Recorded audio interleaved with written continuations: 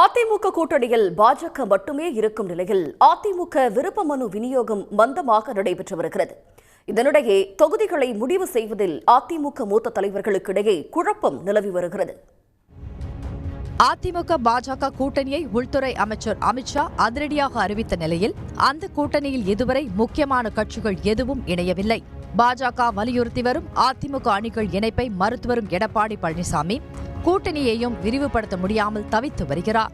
இந்த சூழலில் அதிமுக சார்பில் சட்டமன்ற தேர்தலில் போட்டியிட விரும்புபவர்களுக்கான விருப்பமனு விநியோகம் கடந்த 15ஆம் தேதி தொடங்கியது. வலுவான கூட்டணி இல்லாத நிலையில் தொகுதி பங்கீட்டிலும் அதிமுக பாஜக இடையே மோதல் போக்கு ஏற்படலாம் என தெரிகிறது. இதனிடையே அதிமுக முன்னாள் அமைச்சர்களும் தொகுதிகளை முடிவு செய்வதில் குழப்பத்தில் உள்ளனர். முன்னாள் அமைச்சரும் மாநிலங்களவை எம்பியுமான சி.வி. சண்முகம் தனது விழுப்புரம் தொகுதியில் இருந்து மயிலம் தொகுதிக்கு மாறி போட்டியிட விருப்ப மனு வழங்கியுள்ளார். அவரைப் போலவே செல்லூர் ராஜுவும் தொகுதி மாற முடிவு செய்துள்ளார்.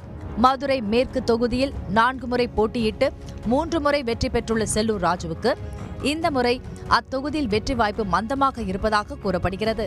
இதனால் மதுரை வடக்கு, மேற்கு, மத்தி, தெற்கு என 4 தொகுதிகளுக்கும் அவர் விருப்ப மனு வழங்கியுள்ளார். தேமுதிகவில் விருதுநகர் தொகுதியில் வெற்றி பெற்ற பாண்டியராஜன் கடந்த 2016இல் அதிமுகவில் ஆவடி தொகுதியில் போட்டியிட்டு வெற்றி பெற்று அமைச்சரானார். ஆனால் 2021இல் ஆவடி தொகுதியில் அவருக்கு தோல்வி கிடைத்தது. அதனால் தற்போது ஆவடி மட்டுமின்றி தனது சொந்த மாவட்டத்திலேயே விருதுநகர், சாத்தூர், ராஜபாளையம் ஆகிய தொகுதிகளுக்கும் பாண்டியராஜன் விருப்ப மனு வழங்கியுள்ளார்.